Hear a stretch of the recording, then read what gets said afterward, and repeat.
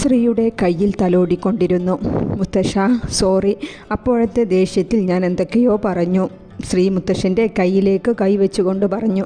എൻ്റെ കുട്ടി സങ്കടം കൊണ്ട് പറഞ്ഞതല്ലേ, സാരല്ല. ഇത്രയും എൻ്റെ അച്ചുട്ടിയെ സ്നേഹിക്കുന്ന വേറൊരു ചെക്കനെ എവിടുന്ന് കിട്ടാനാ? പിന്നെ ഈ എടുത്തുചാട്ടം നിർത്തണം. എൻ്റെ കുഞ്ഞ് ഇന്നലെ ഒരുപാട് കരഞ്ഞു. നീ എനിക്ക് ഉറപ്പ് തരണം, എൻ്റെ കുഞ്ഞിനെ ആവശ്യമില്ലാതെ കരയിപ്പിക്കില്ല എന്ന്. മുത്തശ്ശൻ അല്പം ഗൗരവത്തിൽ തന്നെ പറഞ്ഞു. ഇല്ല മുത്തശ്ശ, ഞാനായിട്ടിനി എൻ്റെ പെണ്ണിനെ കരയിപ്പിക്കില്ല. ഓ, എന്തിനാ ഈ പണിക്ക് നിന്നേ? ഇനി എന്നാ ഈ കെട്ടൊക്കെ ഒന്ന് ഒഴിവാക്കി അവളെ താലി കെട്ടൽ?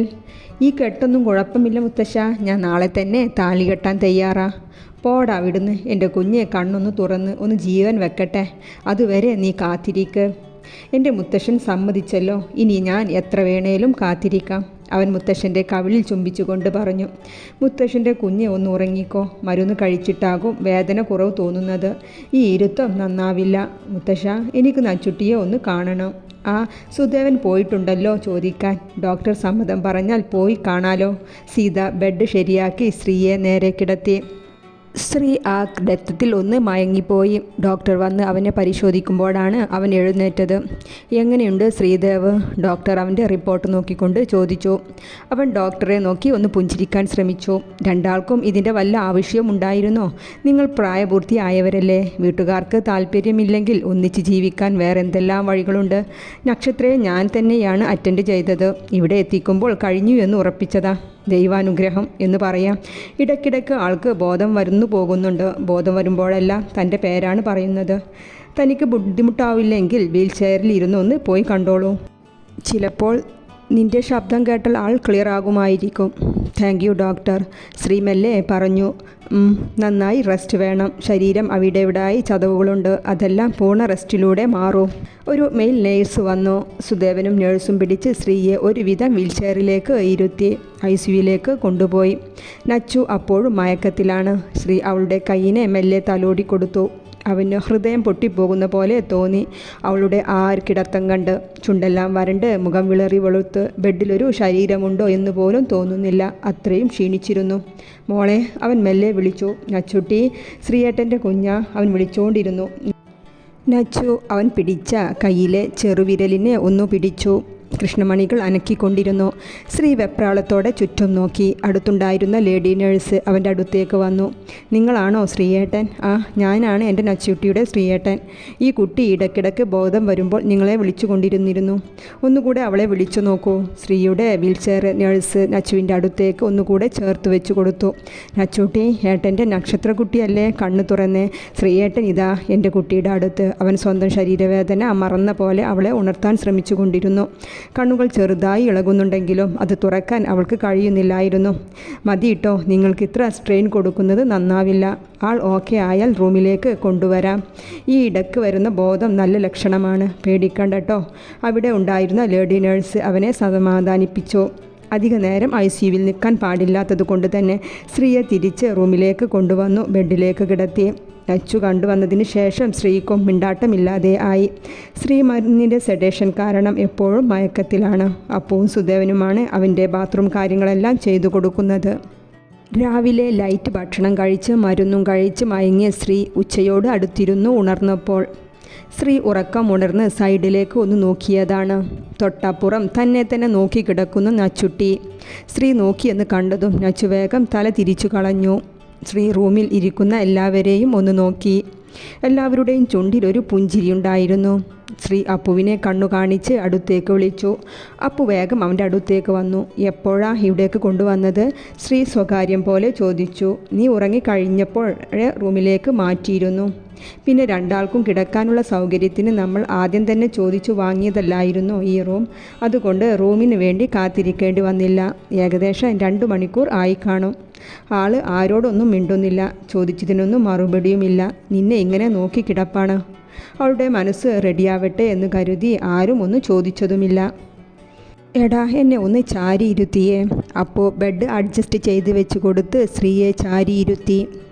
നച്ചൂട്ടി, ശ്രീ മെല്ലെ അവളെ വിളിച്ചു. നച്ചു ആ ഭാഗത്തേക്ക് നോക്കിയതേ ഇല്ല. കണ്ണുകൾ നിറഞ്ഞൊഴുകുന്നുണ്ട്. എടാ ശ്രീ, എൻ്റെ കുഞ്ഞ് ഉറങ്ങിയിട്ടുണ്ടാകും, അതിനെ ഉണർത്തല്ലേ, സീത അവനെ ശാസിച്ച പോലെ പറഞ്ഞു. നച്ചു ഒന്ന് അനങ്ങിക്കിടന്നു. അമ്മക്ക് തോന്നിയതാ എൻ്റെ നക്ഷത്രക്കുട്ടി ഉറങ്ങിയിട്ടൊന്നുമില്ല അല്ലേ നച്ചു? കരഞ്ഞു മൂക്ക് വലിക്കുന്ന ശബ്ദം പുറത്തേക്ക് വന്നതും സീത വേഗം അവളുടെ അടുത്തേക്ക് ചെന്നു.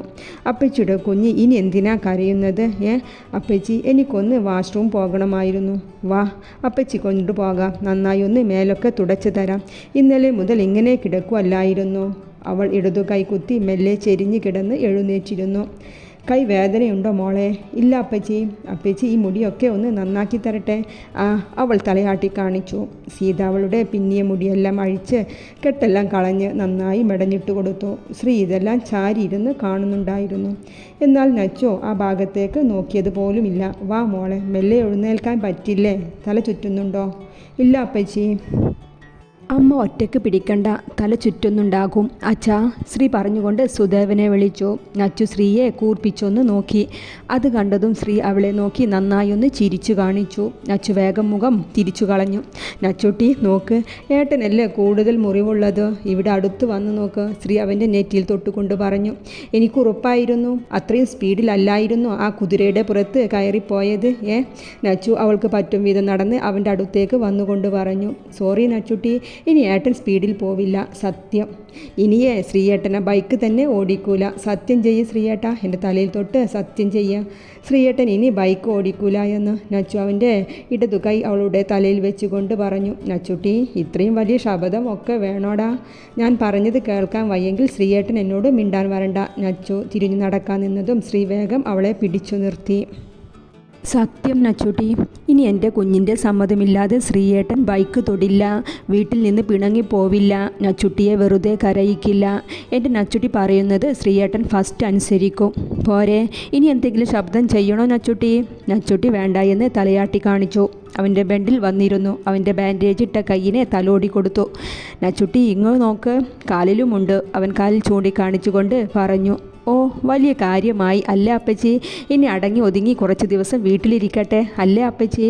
നച്ചു നിറഞ്ഞു വരുന്ന കണ്ണുകൾ തുടച്ചുകൊണ്ട് ഗൗരവം നടിച്ച് സീതയെ നോക്കിക്കൊണ്ട് പറഞ്ഞു. അതേനെ, ആരും പറഞ്ഞില്ലല്ലോ ആ പാതിരാത്രി ഇറങ്ങി ഓടാൻ. സീതയും നച്ചുവിനെ പിന്താങ്ങിക്കൊണ്ട് പറഞ്ഞു. ഇവരുടെ എല്ലാം സംസാരം കേട്ട് ഒരു പുഞ്ചിരിയോടെ സുദേവനും അപ്പവും ജീത്തും ഒരു സൈഡിൽ ഇരിക്കുന്നുണ്ടായിരുന്നു. ഓ അമ്മ, ഇവൾ കാണിച്ചതോ? ശ്രീ നച്ചുവിനെ നോക്കി മുഖം കോട്ടിക്കൊണ്ട് ചോദിച്ചു. ശ്രീയേട്ടനില്ലാതെ ഞാൻ ജീവിക്കില്ല എന്ന് പറഞ്ഞതല്ലേ? ശ്രീജ ചെറിയമ്മ രാധു അപ്പച്ചിയോട് പറഞ്ഞത് കേട്ടപ്പോൾ എനിക്ക് ഇനി ആരുമില്ല എന്ന് തോന്നി. അതാ, അന്നേരം എന്താ ഞാൻ ചെയ്തതെന്ന് എനിക്കറിയില്ല ശ്രീയേട്ടാ. സാരല്ല, കരയല്ലേ, ഇനി നല്ല കുട്ടിയായി ഒന്ന് ഫ്രഷായി വാ. എന്ത് കോലമായിട്ടുണ്ട് ഇപ്പോൾ. അമ്മ, വീട്ടിൽ ചെന്നിട്ട് ഈ പെണ്ണിനെ നമുക്ക് നന്നാക്കി എടുക്കണം. 2 ദിവസം കൊണ്ട് 5 കിലോ കുറഞ്ഞ പോലെ ആയിട്ടുണ്ട്. വാ മോളെ, അപ്പച്ചി ഒന്ന് മേല് കഴുകിത്തരാം, മുറിവിലൊരു കവർ കെട്ടിയിടട്ടെ.